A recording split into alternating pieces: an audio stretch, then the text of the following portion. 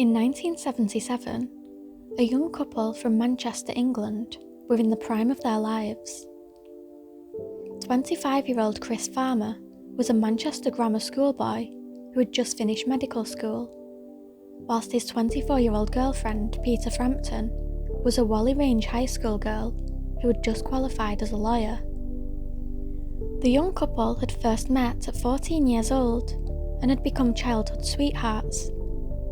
They had decided that after graduation, they would travel the world together. The couple started their journey in Australia before jetting off for Central America, all the while remaining in close contact with their families. Chris would record himself on cassette tapes and send them to his family, whilst Peter would detail their every move in lengthy letters that she would send back home to her mother. After a whirlwind tour around Latin America, the two had met an American man in a bar. His name was Silas Dwayne Boston, but he went by his middle name, Dwayne. Along with him were his two young sons, 13-year-old Vincent and 12-year-old Russell. The party-loving American had begun a tour guide business from an old 32-foot boat that he had named the Justin B. He would take visitors out spearfishing and snorkeling, along with his sons on board as crew members. In 1978, Dwayne had welcomed Peter and Chris on board his boat, after he had offered to take them out on a tour around Belize. With both keen to explore, and with Chris eager to get sailing experience, this was a chance that neither could pass up. For the first few days, the group seemed to get on well. Chris was excited that Dwayne had let him sail the boat and had taught him the navigation systems. Described by his sister Penna as a talented young doctor and huge music fan, Chris also had with him a boombox, which he took everywhere. Before he left home, he had made a tape of all of his favourite bands. Pink Floyd, Genesis, David Bowie, that was the soundtrack of his life. Chris would blast his music on the boat, and the group would dance as they sailed along the crystal blue waters. Chris would also jump into the waters with Dwayne's sons and do spearfishing, having whatever they caught for supper each evening. Peter, who was more reserved and would spend most of her time soaking up the sun on the side of the boat, was concerned about the children's education. She had even offered to tutor them during their time on the boat. However, in a letter dated June the 29th, 1978, Peter said that it was not always smooth sailing on the boat, as Dwayne's two young sons squabbled frequently, and Dwayne himself also had a short temper. This would be one of the final letters that Peter would write to her family. The young couple's families later became concerned when they didn't hear from them for several weeks. What the families did not yet know was that in July of 1978, two bodies had been discovered tied up and attached to engine parts 200 meters off the coast of Guatemala, having shown signs of torture. With no identification, the bodies had been quietly buried by authorities in graves marked only by a cement cross. Meanwhile, Dwayne's two sons had made a disturbing confession to their grandmother, one that would remain a secret for many years. The young boys had said that in one of his drunken and drug-fueled rages, Dwayne had struck them. Chris had chirped in and defended the young boys against their bullying father, challenging him to leave them alone. The drunken skipper had then taken a swing at Chris but missed, falling into the ocean. Chris had made a sarcastic comment, "Maybe that will help cool you off." Humiliated, Dwayne had vowed revenge. The next day, Dwayne told Chris and Peter that he was going to drop them off at a little fishing village in Livingston, near to Guatemala. Dwayne sailed near to a port, but dropped the boat's anchor before he made it all the way in. He informed the pair that they didn't have the proper visas needed to enter the Guatemala port, so they would need to wait until sunset to pull in. The young couple seemed relieved to be exiting the boat at last. Tensions had been running high. They were becoming too familiarised with the same ocean views, and Peter was especially uncomfortable with the lack of privacy on board. They were ready for new sights. As sunset approached, Dwayne told Chris to go to the front of the boat and pull up the anchor. They were now going to head to the port.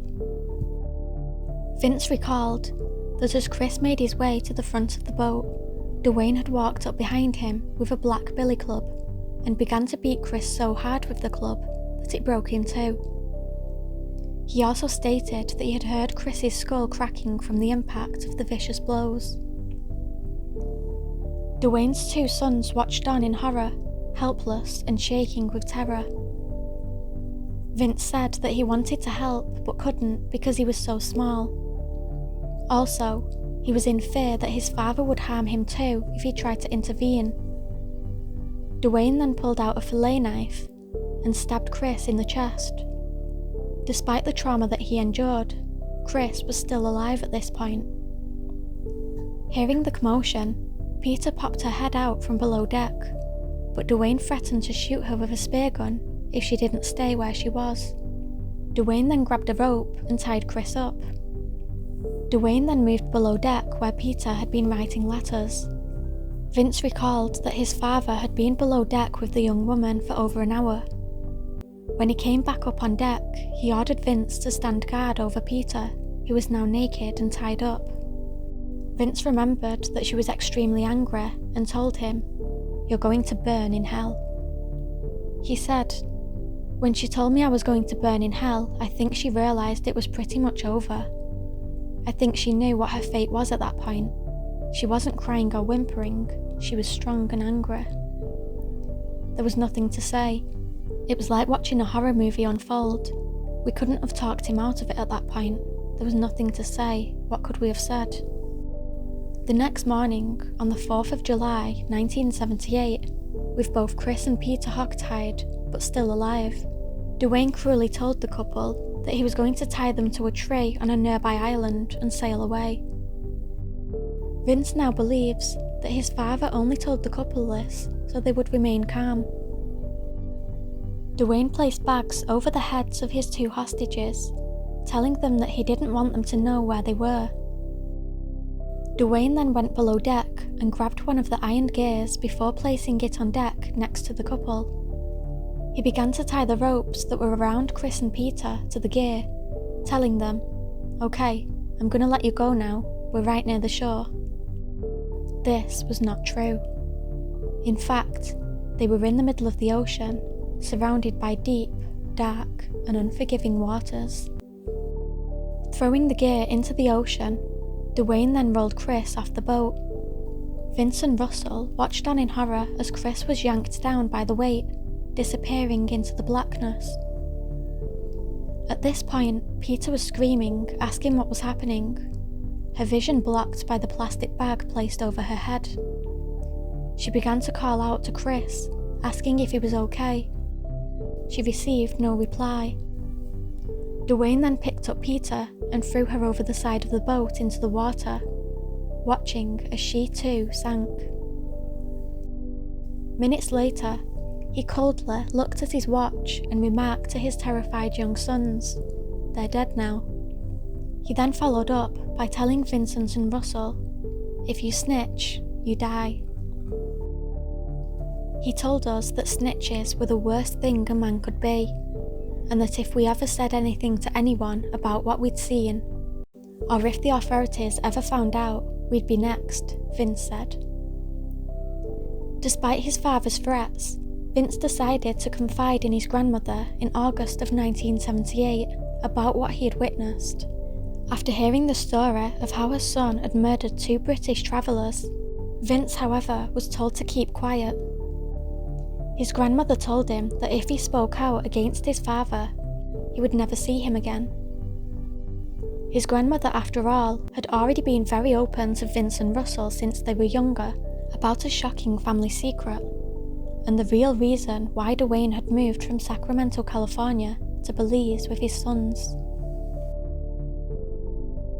Vince recalled that it had been around Christmas time when his grandmother had first sat him and Russell down and told them exactly what had happened to their mother, who had been missing since 1968, "I don't want to lie to you boys. Santa Claus isn't real and your father shot your mother," she told them. Dwayne's wife and mother to his young sons, Mary Lou, had disappeared under strange circumstances after telling Dwayne that she wanted a divorce. Angry that his wife was leaving him and in fear that she would take their sons, Dwayne had convinced her one night to go out for a drive with him before threatening her with a gun. When she had tried to jump out and run away, he shot her in the back. As she lay dying, she had said, "What about the kids? What about the babies?" Dwayne had also been a prolific burglar, having been taught by his own father to steal. Vincent has since spoken out about how his father had always wanted him to break into people's houses with him. When Vincent would object, his father would get angry and tell his son hurtful things like, "You can't be my son, you're too goody-goody." Dwayne would often refer to his son by the nickname Goody Two-Shoes. Shortly before fleeing to Belize, Dwayne had also been caught up in a rape charge. He decided that a new life in Belize would help him evade any convictions for his previous crimes. By the end of August, there had still been no word from Chris or Peter to their families, who were increasingly worried, and with no means to contact them, they were reported missing to the police. The last letter from Peter had been postmarked from Livingston in Guatemala, a fairly dangerous place to be at the time, with a civil war in full swing. However, the family were fast growing suspicious, as the young couple had visas to go to Honduras, and it was never their intentions to go to Guatemala. The case soon began to gain media attention, and the story of the missing British couple were now headline news. It was also found suspicious that the final letter by Peter had been dated in June, yet had not been posted until the middle of July. There had been a gap of around 3 weeks. This was very unlike Peter, who liked to remain in constant contact with her loved ones back home, and prioritised keeping in touch. Many theories were explored by the authorities, including that a storm may have left the pair stranded on an island in Belize, or that they may have been caught up in a drug smuggling scandal, and may be rotting in jail, as noted by one newspaper. Chris's father, BBC journalist Charles Farmer, dedicated all of his time and energy into finding out what had happened to his son and his son's girlfriend. After carrying out his own extensive inquiries, he handed over a large file to the police with leads. The most important paper being a port document that showed the Justin B boat leaving Belize on the 26th of June. Listed on board at the time was Dwayne, his sons, Chris and Peter. Further documents had later shown that it sailed into Livingston on the 6th of July. This time, however, Chris and Peter were not listed on board. 17 weeks after they had last been heard from in October of 1978, their families were informed that Dwayne Boston, the man who had last been seen with Chris and Peter, had promptly sold his boat in July and gone back to Sacramento, California. Police soon tracked him down for questioning, but he told police that he had left them ashore in Guatemala, across the bay from Livingston. He also added that the pair were drug addicts and had asked to be dropped off on a small island near the peninsula. However, this was a mostly uninhabited island, so it didn't make sense why they would request this. Taking matters into his own hands, Chris's father obtained the telephone number for Dwayne Boston. On January the 10th, 1979, Charles Farmer made a phone call which was recorded. It would be Dwayne's father, however, Russell Boston, who would answer the phone. On the call, Charles could be heard asking Russell if he could speak with Dwayne to get a few details about the last time he had seen his son and his girlfriend. Russell quickly redirected the conversation, however, and indicated that the pair were likely in Colombia. When Charles asked if he had Dwayne's home address, Russell said that he did not, but if Charles had wanted to write a letter to him, he could pass this on to Dwayne. News that would shatter the hearts of Chris Farmer and Peter Frampton's loved ones would come on February the 1st, 1979. 31 weeks since the pair had last been heard from. On this day, Chris's father received a phone call. His daughter Penny remembered him crumpling at the news coming from the other end of the line.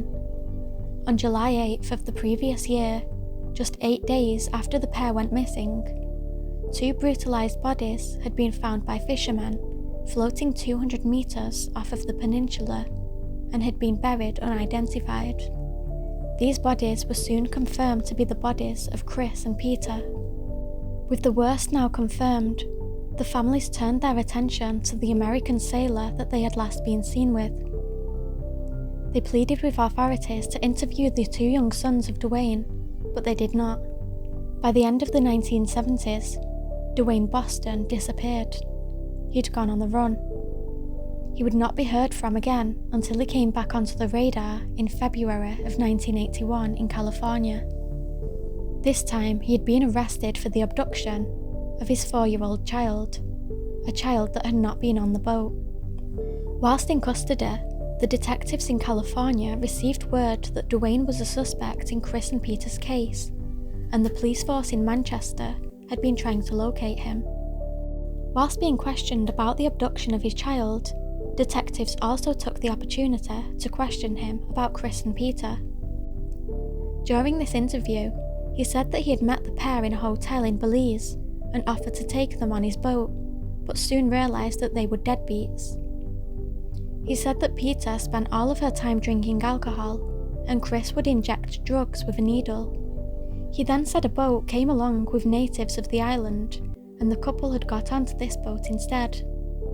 This was the last time he heard from them. Detectives knew that Duane was guilty, but they had no evidence to pin him and no means to hold him. They had to let him go. Duane was now a free man with no charges pending. Police now believed that interviewing the only other witnesses, Vincent and Russell, was key. The only issue was that nobody knew where they were. Back in England, police informed the victims' families that they were sure that Duane was the culprit, but that there was no way to prove it. Sadly, the case from here grew cold. When Vincent finally left home 3 years after the murders of Chris and Peter, he says that he tried to tell the police what had happened, but it was dismissed as hearsay. His father's dark past weighed heavily on Vince's conscience. When he was 17, he joined the Navy and finally felt freedom away from his father, but he never forgot about how Chris and Peter's families would have felt. Once again, he tried to call the police to tell them what he and his brother knew. He called the Manchester police this time, but again, he was not taken seriously. Mostly due to the fact that one of the biggest musicians at that time, Peter Frampton, had the same name as the victim. Therefore, Vince believed that they all thought that he was playing a joke. Vince left the Navy in 1999. It was now 21 years after the murders of Chris and Peter. Even now, he wanted to not only find out where his father had buried his mother, but wanted to see justice for Chris and Peter's families. Despite his many pleas for help from authorities, he was being ignored. In January of 1999, Vince's brother, Russell Boston, also placed a call to police to report his father for the murder. Once more, the 2 men received no follow-up action. Refusing to give up, Vince decided in 2012 to again contact the Sacramento Police Department. He made a file of photographs, accounts and timelines of the murder and sent this over. He said, "I kept calling and sending emails. Finally in 2012, I found the cold case department at Sacramento Police. The officer was the first one that took me seriously." Meanwhile, Chris and Peter's loved ones had never given up trying to find Duane and his sons. By 2015, 38 years after the murders, Penny Farmer tried a new technique, one that had not been available in the decades prior: social media. She took to Facebook and searched for the suspected murderer of her brother. There in black and white on her screen was the man that her family had been searching for all those years. She also searched up Duane's sons and discovered Vincent's Facebook page, which was filled with posts about his deceased mother. Penny was frustrated looking at their pages. She had believed that they had witnessed their father kill Chris and Peter and had kept it to themselves, never telling anybody. This, she would soon discover, was far from the truth. Penny messaged Vincent and Russell from an anonymous Facebook account that she had created and asked outright if they had been on the Justin B. boat back in 1978. Penny also contacted detectives in Manchester and demanded that they arrest Duane. When detectives searched their database for information about the cold case, they found nothing in their system. Chris and Peter's families were horrified. The detectives managed to contact the original detective on the case, who was now retired. He informed them that fortunately, he had a copy of the entire case archives in his garden shed. This included official documents, court records, autopsy findings, Peter's final letter home, and much more valuable evidence to run with. The case was now gaining traction once more. UK police soon caught wind that the Sacramento police in the US were looking into Duane Boston. Chris and Peter's families were informed that Duane's sons had already come forward to report their father for his crimes.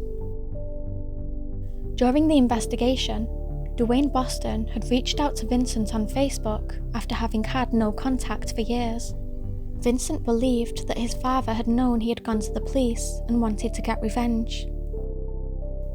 In 2016, 38 years after the murders, FBI agents went to arrest Silas Duane Boston at the care facility where he had been residing, but he was not there. Vincent was afraid that his dad was out to kill him. They soon discovered that 2 days prior, Duane had been transferred to a different care home. They made their way on the 5-hour drive praying that Duane had not fled. When they arrived, they found Duane sat in a wheelchair. He was now a frail 75-year-old. He was arrested and taken into custody. Chris Farmer's family asked that the trial be rushed through so that Chris's then 92-year-old mother would live to see justice for her son. But in a tragic twist for the families of the murdered couple, Duane died before he could finally stand trial for his horrific crimes. He died just 2 weeks before pre-trial hearings were due to begin in the US. Seriously ill in hospital, he chose to withdraw treatment, effectively ending his own life. It was a devastating blow to the two families, who had already waited almost 40 years for a chance to see justice. The families of Peter Frampton and Chris Farmer had also been told that their remains had been lost forever. But in 2019, this would change. A letter and 2 pictures taken in 1984 were the only clues to their location in a cemetery in Puerto Barrios. But new evidence has led Chris's sister, Penny Farmer, along with journalist Dan Maudsley, to discover the couple's final resting place. The only person known to have visited the graves was an American pastor, Gary McClure, who took photographs of the cement crosses in 1984. He sent the pictures and a description of his visit in a letter to a family friend of the Farmers. The pastor was retraced and was able to pass on vital new information that gave hope that the graves could be found. Armed with new clues, Penny and BBC reporter Dan went to Puerto Barrios in December to make one last attempt to find the graves. It was far more shambolic than I ever appreciated, said Penny. Tomb after tomb, there was no pattern to them. Remarkably, after an hour of searching, the details the pastor gave them led to Chrissy's graveside. Moments later, Dan found Peter's cross under a pile of leaves. I didn't realise how important it was until I was standing by his graveside. That was actually quite emotional, said Penny. Finding the graves only raised even more questions. We thought the FBI were working really hard. They told us that there was a concerted effort, but by following the pastor's details to the letter, we were able to find them in just an hour. Penny, who married Peter's older brother, Blaze, says that she will never forget the two. They were so clever, so talented, so much to offer. Chris would have been such an amazing doctor because he was one of life's caring people. And Peter's dark shining hair, I can still see it.